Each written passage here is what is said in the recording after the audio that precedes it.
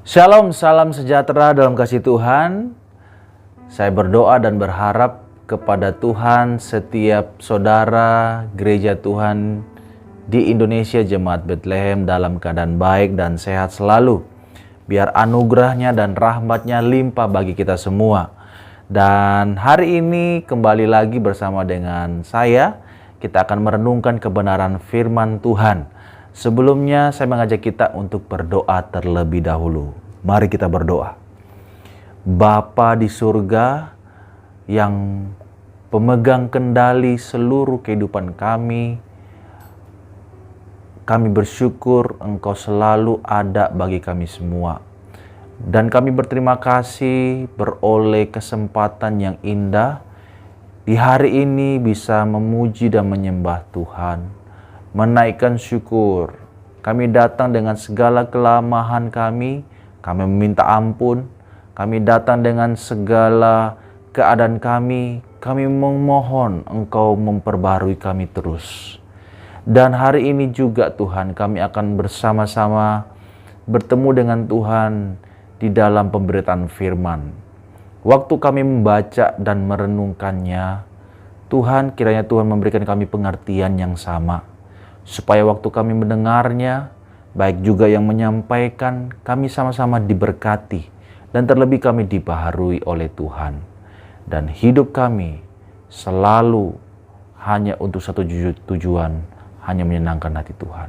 Urapi setiap jemaat-Mu, urapi hamba-Mu, dengan memberikan bahasa yang sederhana yang dapat kami mengerti. Terima kasih Bapa. Kami serahkan pemberitaan firman selanjutnya di hadapan Tuhan. Hanya dalam nama Tuhan Yesus. Haleluya. Amin. Bapak Ibu terkasih dalam Tuhan, hari ini saya akan mengajak kita untuk merenungkan satu bagian firman Tuhan. Dan di depan saya akan memberikan judul, yaitu adalah ironi dalam mengikut Tuhan. Ironi dalam mengikut Tuhan. Teks kita ambil dalam Bilangan pasal 25. Bilangan pasal 25 ayat 1 sampai 18. Bapak Ibu menyimaknya, saya akan membacanya dengan cepat. Bilangan pasal 25 ayat 1 sampai 18. Sementara Israel tinggal di Sitim, mulailah bangsa itu berzina dengan perempuan-perempuan Moab. Perempuan-perempuan itu mengajak bangsa itu ke korban sembelihan bagi Allah mereka. Lalu bangsa itu turut makan dari korban itu untuk menyembah Allah orang-orang itu. Ketika Israel berpasangan dengan Baal Peor, bangkitlah murka Tuhan terhadap Israel. Lalu berfirmanlah Tuhan kepada Musa, tangkaplah semua orang yang mengapalai bangsa itu dan gantunglah mereka di hadapan Tuhan di tempat terang, supaya murka Tuhan yang bernyala-nyala itu surut daripada Israel. Lalu berkatalah Musa kepada hakim-hakim Israel, baiklah masing-masing kamu membunuh orang-orangnya yang telah berpasangan dengan Baal Peor.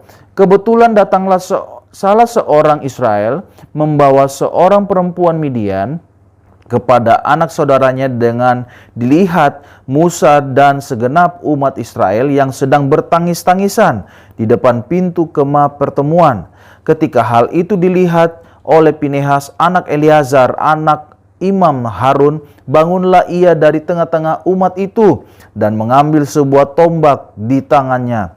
Lalu mengejar orang itu sampai ke ruang tengah dan menikam mereka berdua, yakni orang Israel dan perempuan itu pada perutnya. Maka berhentilah tulah itu menimpa orang Israel. Orang yang mati karena tulah itu ada 24.000 orang banyaknya. Tuhan berfirman kepada Musa, Pinehas anak Eleazar anak Imam Harun telah menyurutkan murkaku daripada orang Israel. Oleh karena ia begitu giat membela kehormatanku di tengah-tengah mereka, sehingga tidaklah kuhabisi orang Israel dalam cemburuku. Sebab itu katakanlah, sesungguhnya aku berikan kepadanya perjanjian keselamatan yang daripadaku untuk menjadi perjanjian mengenai keimaman selama-lamanya bagi dia dan bagi keturunannya. Karena ia telah begitu giat membela Allahnya dan telah mengadakan pendamaian bagi orang Israel. Nama orang Israel yang mati terbunuh bersama-sama dengan perempuan Midian itu ialah Zimri bin Salu, pemimpin salah satu puak orang Simeon. Dan nama perempuan Midian yang mati terbunuh itu ialah Kosbi binti Zur. Zur itu adalah seorang kepala kaum, yaitu puak di Midian. Kemudian berfirmanlah Tuhan kepada Musa, lawanlah orang Midian itu dan tewaskanlah mereka, sebab mereka telah melawan kamu dengan daya upaya yang dirancang mereka terhadap kamu dalam hal Peor dan dalam hal Kosbi, saudara mereka, yakni anak perempuan seorang pemimpin Midian. Kosbi itu mati terbunuh pada waktu turunnya tulah karena Peor itu. Amin. Semakin jauh pembacaan kita pada hari ini. Bapak Ibu, di dalam Alkitab, dosa yang paling ditekankan adalah dosa penyembahan berhala. Kalau kita melihat dalam 10 dasatita, perintah pertama dikatakan jangan ada padamu Allah lain di hadapanmu. Dan belum cukup lagi sampai di sana, disambung lagi hukum yang kedua. Dikatakan bahwa jangan membuat patung bagimu yang menyerupai apapun. Jangan sujud menyembah atau beribadah kepadanya, sebab aku Tuhan Allahmu yang adalah Allah yang cemburu. Bapak Ibu, ini adalah dosa yang sangat dibenci oleh Tuhan. Ditekankan begitu rupa di dalam Alkitab, dan kenyataannya kita tahu dari sejak kejatuhan manusia dalam dosa sampai hari ini, penyembahan berhala itu terus menerus dilakukan oleh manusia. Dan itu juga yang kita baca pada hari ini di dalam Bilangan pasal 25 ini, Bapak Ibu. Kalau kita teliti dalam Alkitab, kita akan menemukan ada banyak nama dewa. Tetapi yang paling sering disebut di dalam Alkitab, khususnya di dalam Perjanjian Lama, adalah Baal. Berulang kali orang Israel diceritakan menyembah Baal. Mereka kemudian digoda untuk jatuh ke dalam penyembahan Baal. Baal seakan-akan menjadi seorang saingan, pribadi saingan bagi Allah untuk orang Israel. Dan pertama kali nama Baal disebutkan di dalam Alkitab, dan pertama kali bangsa Israel jatuh dalam penyembahan berhala dalam bagian ini. Dikatakan di sini bangsa Israel sedang berada di daerah yang bernama Sitim, sebuah tempat di dataran Moab, di mana mereka mungkin berkemah di situ cukup lama untuk persiapan mereka sebelum mereka memulai pertempuran dengan orang Moab. Tetapi dikatakan justru di tempat situlah bangsa ini mulai berzina dengan perempuan-perempuan Moab. Kita tidak tahu kata berzina di sini mengandung kata apa, merujuk kepada apa, tidak terlalu jelas. Tetapi mungkin saja, mungkin banyak di antara mereka yang berzina dan menikah dengan perempuan Moab. Tapi mungkin juga terjadi banyak dari mereka melakukan penyembahan berhala kepada Baal Peor. Salah satu ritualnya adalah perzinahan. Mungkin mereka juga melakukannya. Tetapi apapun itu yang dimaksud dalam bagian ini, ujungnya sudah jelas, yaitu adalah penyembahan berhala. Ini menunjukkan kepada kita bahwa di dalam kisah ini ada ironi. Ironi yang ingin menunjukkan kepada kita untuk kita selalu berhati-hati di dalam perjalanan iman kita mengikut Tuhan. Ada ironi di sana, Bapak Ibu. Yang pertama yang kita bisa pelajari, ironi pertama adalah ironi perjalanan. Atau dengan kata lain, ironi perjalanan iman. Di mana dikatakan ayat 3, dikatakan Israel berpasangan dengan Baal Peor. Istilah berpasangan bisa diterjemahkan dengan mengikatkan diri dengan seperti pasangan suami istri. layaknya seperti pasangan suami istri.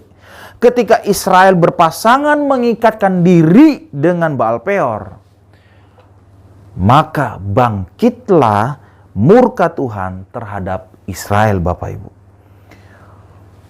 Bapak Ibu, mungkin di sini perempuan-perempuan Moab sedang mengajak orang Israel berangkat bersama-sama ke upacara persembahan korban mereka kepada Allah mereka. Kemudian dalam ritual itu mereka juga ikut mempersembahkan korban, lalu mereka juga mungkin ikut makan dari korban itu, lalu kemudian mereka menyembah Baal Peor di sini. Dan ini bagi sejarah perjalanan iman orang Israel, ini menjadi ironi yang sangat dalam, Bapak Ibu. Kok bisa? Kalau Bapak Ibu membaca dalam Bilangan pasal 21 sampai pasal 24, sekali lagi Bapak Ibu ya, ini menjadi ironi yang sangat dalam perjalanan iman orang Israel. Kalau kita membaca pasal sebelumnya, dalam Bilangan pasal 21 sampai 24. Di situ di mana dikisahkan tentang pertolongan Tuhan yang ajaib, di mana diberikannya dengan berlimpah-limpah kepada orang Israel. Kita bisa lihat ada 3 hal yang terjadi dalam pasal 21 sampai 24. Yang pertama Bapak Ibu, ketika orang Israel menuju daerah Moab, di tengah perjalanan mereka kehausan, tidak ada air. Dan singkatnya Tuhan berkata dan Tuhan memberikan sebuah air kepada mereka. Memberikan air kepada mereka. Dan kita tahu air adalah sesuatu yang sangat langka dan sangat dibutuhkan di padang gurun. Dan Tuhan memberikan mereka air di tengah-tengah perjalanan di padang gurun, Bapak Ibu. Yang kedua, belum sampai di situ, kita tahu persis di pasal 21, lalu masuk pasal 22, pasal 23, seterusnya Bapak Ibu, Tuhan menolong mereka lagi. Itu apa? Waktu mereka dikatakan Israel mengalahkan Raja Sihon dan Raja Og. 2 raja hebat, 2 raja yang sangat kuat, luas wilayahnya, Israel dapat mengalahkan mereka. Padahal secara hitungan-hitungan di atas kertas, mereka itu bangsa yang tidak mungkin bisa mengalahkan mereka, Bapak Ibu. Tetapi di sini Israel dapat mengalahkan mereka. Karena apa? Karena pertolongan Tuhan. Tuhan sertai mereka sampai mereka memenangkan peperangan, Bapak Ibu. Lalu yang ketiga, Bapak Ibu, setelah mereka mengalami perjalanan, Tuhan memberikan air, dan singkat ceritanya Tuhan memberikan memenangkan peperangan dari 2 raja kuat ini, sehingga waktu mereka ingin mendekati dataran daerah Moab, orang Moab mendengar berita itu, mereka sangat ketakutan. Maka yang dilakukan Raja Balak, Raja Moab, Bapak Ibu, yang bernama Balak, itu bukan langsung berperang, tetapi dia melakukan sesuatu strategi yang berbeda, Bapak Ibu. Yaitu apa? Dia memanggil seorang tukang tenun yang sangat terkenal pada waktu itu, yang bernama siapa, Bapak Ibu? Bileam. Lewat Bileam inilah dia berkata, kutukilah bangsa Israel. Dan Balak melihat karena bangsa Israel sangat diberkati dan dia tahu tidak mungkin dikalahkan. Maka dia panggil Bileam untuk memberkatakan kutuk. Setiap kali Bileam ingin mengatakan kutuk dengan cara yang sangat ajaib, Tuhan menghalangi Bileam. Sehingga setiap Bileam ingin mengucapkan kutuk, yang keluar justru berkat. Dan itu bukan hanya 1 kali saja, tetapi 3 kali Bileam menyampaikan itu. Artinya apa? Tuhan tidak mengizinkan apapun yang jahat terjadi kepada orang Israel. Ini sebuah pengalaman yang luar biasa Tuhan memberkati mereka dengan limpah. Luar biasa Bapak Ibu.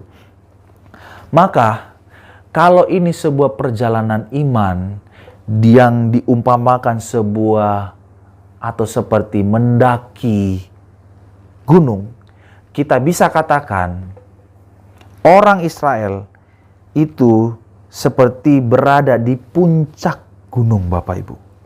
Luar biasa. Karena pengalaman demi pengalaman mereka alami dan Tuhan mengaruniakan kepada mereka secara luar biasa. Tetapi di sini kita bisa melihat ada ya ironi di sana. Seharusnya pengalaman-pengalaman yang terjadi itu harusnya membekas dalam hati mereka, dalam diri mereka, untuk supaya mereka terus beriman kepada Tuhan ke depan. Tetapi yang kita lihat di sini justru berbalik. Di mana mereka di sini sudah merasakan, bahkan Tuhan sudah mempersiapkan mereka dengan menunjukkan kuasanya, kasihnya, kehadirannya bersama dengan mereka. Justru mereka terbalik. Malah di saat di atas puncak iman mereka, mereka justru melakukan dosa yang sangat besar di hadapan Tuhan. Dan sehingga mendatangkan hukuman atas mereka. Ini menunjukkan kepada kita apa sih? Bahwa manusia memang sangat mudah, bahkan terlalu mudah untuk berpaling kepada Tuhan. Hati-hati Bapak Ibu. Saya mengajak kita untuk merenungkan ini, supaya kita berhati-hati. Karena tidak ada satupun di antara kita yang kebal oleh dosa. Terutama bicara tentang berhala. Bapak Ibu, kalau Bapak Ibu ingat di dalam Injil Lukas, setelah Tuhan Yesus dicobai di padang gurun, ada kalimat yang sangat mengerikan menurut saya di situ.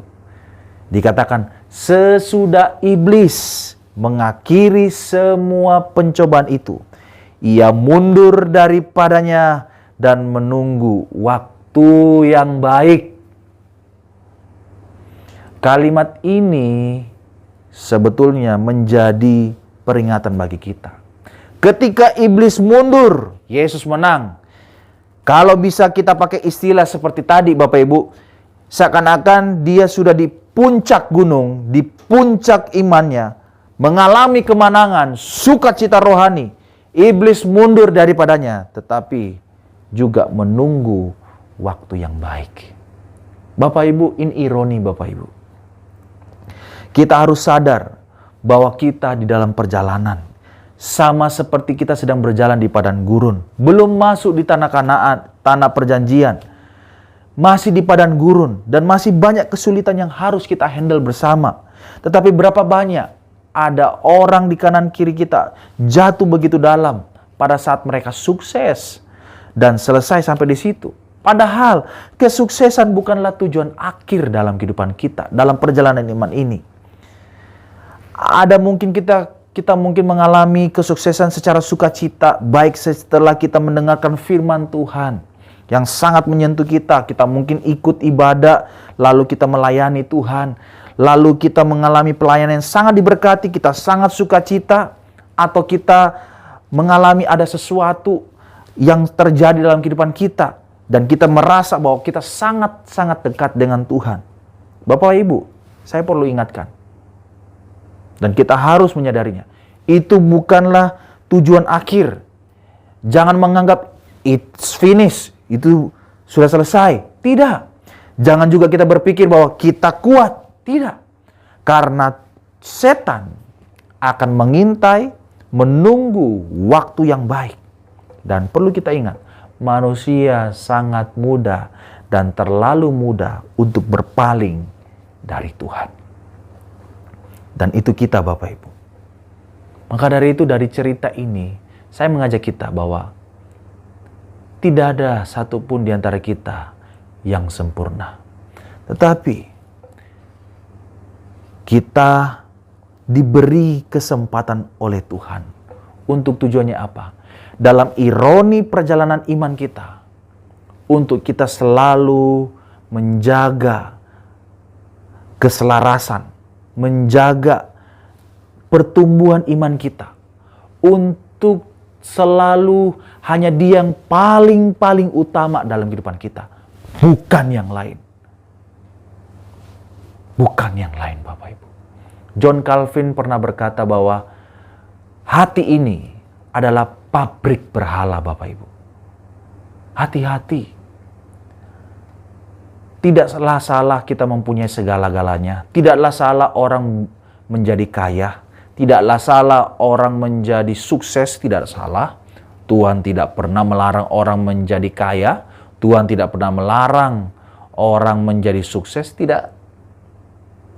Tetapi yang Tuhan larang di dalam Alkitab, yang diberitakan kepada kita adalah kalau kita menganggap sesuatu itu lebih daripada Tuhan dalam hidup kita.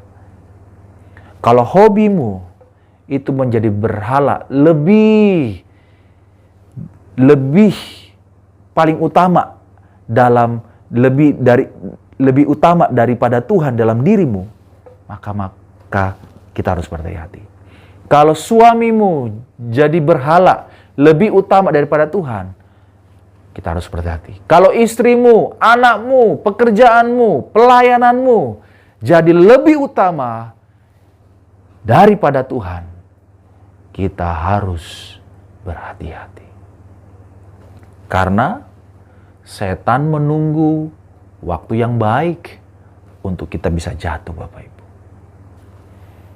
Jadi kita harus berhati-hati dalam hal ini, Bapak Ibu ya. Karena ada ironi perjalanan iman kita. Yang kedua yang kita bisa pelajari adalah ironi menyenangkan hati Tuhan. Di mana di sini kita melihat perbuatan dari seorang yang bernama Pinehas. Sebagai imam menunjukkan karakter Allah, dia menyatakan dalam tindakannya. Kenapa? Karena dalam peristiwa ini kita melihat Musa tidak menjalankan apa yang diperintahkan oleh Tuhan.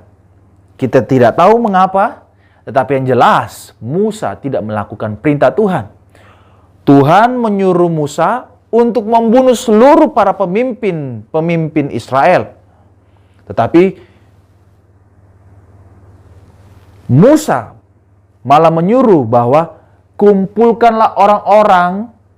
Dia menyuruh kepada pemimpin-pemimpin ini, dia tidak bunuh, tetapi suruh mengumpulkan seluruh orang-orang yang sedang berzina dengan perempuan-perempuan yang berpasangan dengan perempuan-perempuan Baal Peor. Apa yang disuruh Tuhan tidak dilakukan oleh Musa. Malah Musa melakukan hal yang lain. Kita tidak tahu alasannya apa, tetapi yang jelas, karena hal inilah dosa merajalela, hukum Tuhan tidak jalankan, tulah diberikan. Sehingga semua satu bangsa kena tulah, Bapak Ibu. Sehingga dari satu orang ini, seorang yang bernama Pinehas, dia melakukan sebuah tugas. Dengan cepat dia lakukan itu kepada satu orang yang dengan sengaja, kata Alkitab, dikatakan bahwa orang itu adalah salah satu pemimpin dari suku Simeon. Di mana suku ini di dalam bangsa Israel. Suku Simeon, Bapak Ibu. Di mana dia dengan sengaja membawa perempuan Midian di tengah-tengah para puaknya, Bapak Ibu. Ini sebuah hal yang tragis sekali, Bapak Ibu. Di mana dosanya dengan sengaja diunggah, diperlihatkan di banyak orang, termasuk Musa dan bangsa Israel. Bapak Ibu, singkatnya kita melihat di sini bahwa lewat Pinehas dia membunuh orang itu dan perempuan itu, sehingga Alkitab mencatat bahwa tulah itu dengan segera berhenti di tengah-tengah bangsa Israel. Ini menunjukkan apa? Tentang bahwa adanya ironi menyenangkan hati Tuhan. Ironi menyenangkan hati Tuhan, di mana hanya perbuatan satu orang menyelamatkan satu bangsa. Satu orang itu cukup untuk menyelamatkan satu bangsa dari hukuman Tuhan. Bapak Ibu, bukankah ini gambaran yang sama sebenarnya yang kita telah terima dari Tuhan? Yang dimana kita melihat anugerah Tuhan sungguh luar biasa. Di mana Tuhan itu terlalu gampang untuk disenangkan, Bapak Ibu. Kita melihat bahwa Tuhan kita adalah Tuhan yang sangat mengampuni kita. Coba saya mengajak kita untuk mengintrospeksi diri kita, Bapak Ibu. Karena Tuhan kita adalah Tuhan yang gampang disenangkan. Dan itulah berita Injil bagi kita, Bapak Ibu. Seluruh manusia telah berdosa. Seharusnya seluruh umat manusia dibinasakan juga, mati. Itu baru layak. Tetapi karena perbuatan satu orang, Yesus Kristus, taat kepada Tuhan, menunjukkan hati Tuhan dengan mati di kayu salib buat kita, saudara dan saya. Dan sampai hari ini kita berulang kali mengalami hal itu sejak kita berdosa, Bapak Ibu. Pertanyaannya, sejak kita percaya kepada Tuhan, menjadi anak Tuhan, dan sampai hari ini, Bapak Ibu, coba kita hitung berapa banyak dosa dan kesalahan yang kita lakukan sebagai anak Tuhan dibanding dengan apa yang sangat baik dan menyukakan hati Tuhan. Kalau mau jujur, lebih banyak kita berbuat dosa dan kesalahan daripada kita menyukakan hati Tuhan. Dan yang anehnya, Tuhan ampuni kita lagi. Tuhan ampuni kita lagi setiap kali kita datang kepada Dia, Bapak Ibu. Bukankah itu menunjukkan kepada kita bahwa Tuhan terlalu gampang untuk disenangkan? Walaupun kita jatuh lagi dan jatuh lagi, tetapi selalulah Tuhan mengajak kita untuk mau bertobat, datang kepada Tuhan, dan itu saja cara untuk menyenangkan Dia. Dan terlebih lagi, Tuhan mau mengubahkan kita, membaharui kita dalam kehidupan kita yang rusak, Bapak Ibu. Mengapa demikian? Karena Tuhan terlalu gampang untuk disenangkan. Dan itulah Injil. Itulah anugerah buat kita, Bapak Ibu. Tuhan akan mengubahkan kita bukan karena kita baik, tetapi karena anugerahnya Tuhan cukup. Karena Yesus Kristus, satu orang itu, sudah mati bagi kita. Maka itu, saya mengajak kita, Bapak Ibu, jangan sia-siakan pengorbanan Kristus. Ini adalah sebuah kesempurnaan karya Kristus yang luar biasa bagi setiap kita, anak-anak Tuhan.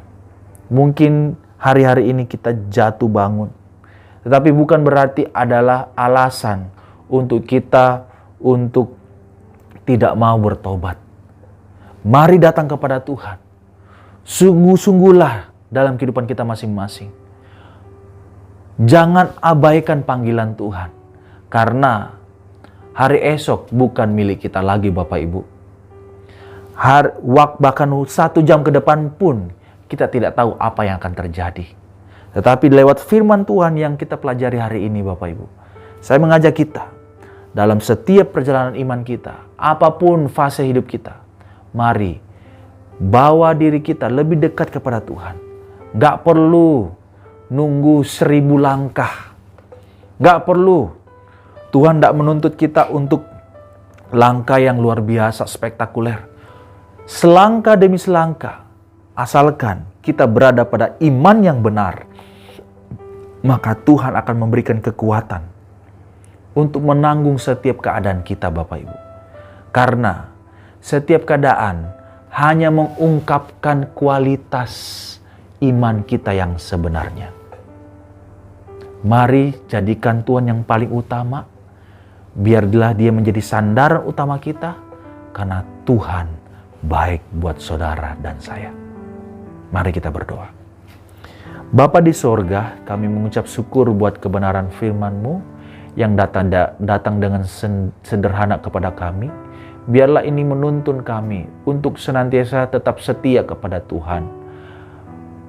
Kalau kami hari-hari ini mendapati diri kami ada yang kurang benar di hadapan-Mu, kami mohon kiranya Tuhan mengampuni kami. Memberikan kami kekuatan untuk berubah lagi. Sehingga di hari depan, waktu kami melangkah, kami percaya kami tidak melangkah sendirian. Tapi ada tangan Tuhan yang terus membentuk kami untuk semakin serupa dengan anak-Mu yang tunggal, Yesus Kristus Tuhan. Tuhan, hamba berdoa, kiranya Tuhan memberkati seluruh jemaat Tuhan, gereja Tuhan di Indonesia, jemaat Bethlehem di Telok Tuhan. Kiranya Tuhan memberkati kehidupan mereka semua dalam perjalanan iman mereka. Biarlah Tuhan yang disenangkan, yang dimuliakan. Kalau Engkau mendapati kami sedang lemah, sedang dalam keterpurukan, bawa kami, angkat kami kembali lagi. Bantu kami supaya kami bisa kembali menyenangkan hati Tuhan. Ampuni kami kalau kami sering sekali mendukakan hati Tuhan. Tuhan, ini hidup kami Bapa. Kalau ada yang sakit Tuhan, Bapa, biarlah tangan Tuhan menjamah dan menyembuhkan setiap kami Bapa. Kalau kami sedang membutuhkan jalan keluar, Tuhan, kiranya Tuhan memberkati setiap kami dan memberikan jawaban yang tepat dan benar bagi semua kami sesuai dengan kehendak Tuhan saja. Terima kasih Bapa. Sekali lagi, hamba berdoa kiranya Tuhan memberkati setiap kami Bapa. Bahkan seluruh para hamba-hamba-Mu yang sedang melayani Tuhan, mulai dari para gembala dan seluruh hamba-hamba Tuhan yang melayani, baik semuanya kami Tuhan. Biarlah hidup kami, keluarga kami menyenangkan hati Tuhan. Terima kasih Bapa. Kami serahkan semuanya ini ke dalam tangan Tuhan. Biarlah Tuhan yang memberkati kami semua. Hanya di dalam nama Tuhan Yesus Kristus, penebus dan kekasih jiwa kami yang sejati. Haleluya. Amin. Tuhan Yesus memberkati kita semua.